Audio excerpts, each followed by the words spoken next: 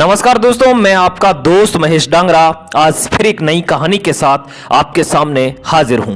दोस्तों, शहर के एक बड़े संग्रहालय के बेसमेंट में कई पेंटिंग्स रखी हुई थी। ये वे पेंटिंग्स थी जिन्हें प्रदर्शनी कक्ष में स्थान नहीं मिला था। लंबे समय से बेसमेंट में पड़ी पेंटिंग्स पर मकड़ियों ने जाला बना रखा था। बेसमेंट के कोने में पड़ी एक पेंटिंग पर एक मकड़ी ने बड़ी ही मेहनत से बड़ा सा जाला बुना हुआ था। वह उसका घर था और वह उसके लिए दुनिया की सबसे प्यारी चीज थी। वह उसका विशेष रूप से ख्याल रखा करती थी। एक दिन संग्रहालय की साफ सफाई और रखरखाव कार्य प्रारंभ हुआ।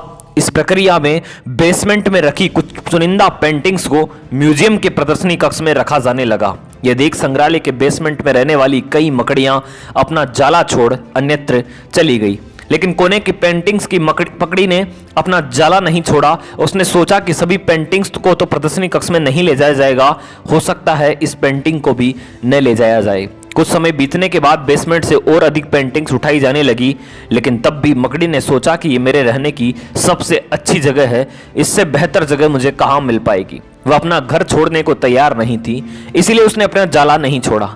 लेकिन एक सुबह संग्रहालय के कर्मचारी उस कोने में रखी पेंटिंग्स को उठाकर ले जाने लगे। अब मकड़ी के पास अपना जाला छोड़कर जाने के अतिरिक्त कोई विकल्प नहीं था। जाला न छोड़ने की स्थिति में वह मारी जाती। बुझे मन से उसने इतनी मेहनत से बनाया अपना जाला छोड़ दिया।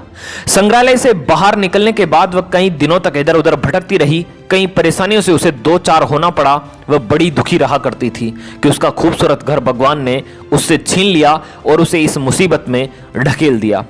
वह संग्रहालय के अपने पुराने घर के बारे में सोचकर और दुखी हो जाती कि उससे अच्छा स्थान अब उसे कभी हासिल नहीं होगा, लेकिन उसे अपने रहने के लिए स्थान तो खोजना ही था। इसलिए वह लगातार प्रयास करती रही। आखिर में एक दिन वह एक सुंदर बगीचे में पहुंची। बगीचे में एक शांत कोना था जो मकड़ी को बहुत पसंद आया। उसने फिर से मेहनत प्रारंभ की और कुछ ही दिनों में पहले से भी सुंदर जाला तैयार कर लिया। यह उसका अब तक का सबसे खूबसूरत घर था। अब वह खुश थी कि जो हुआ अच्छा ही हुआ, अन्यथा वह इतने सुंदर स्थान पर इतने सुंदर घर में कभी नहीं रह पाती। वह खुशी खुशी वहां रहने लगी। दोस्तों, इस कहानी से शिक्षा मिलती है कि कभी कभी जीवन में ऐसा कठिन समय आता है जब हमारा बना बनाया सब कुछ बिखर जाता है।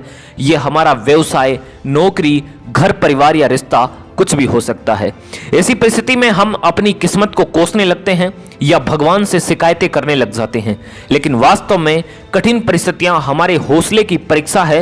यदि हम अपना हौसला मजबूत रखते हैं और कठिनाइयों से जूझते हुए जीवन में आगे बढ़ते जाते हैं तो परिस्थितियां बदलने में समय नहीं लगता। हमारा हौसला, हमारा जुझारूपन, हमारी मेहनत हमें बेहतर की ओर ले जाती है। यकीन मानिए, हौसला है तो बार बार बिखरने के बाद भी आसमान की बुलंदियों को छुआ जा सकता है। उम्मीद करता हूं दोस्तों आपको ये कहानी पसंद आई होगी। अगर पसंद आई है तो इसे लाइक करें, कमेंट करें और चैनल पर पहली बार आए हैं तो सब्सक्राइब करना बिल्कुल मत भूलिएगा। धन्यवाद।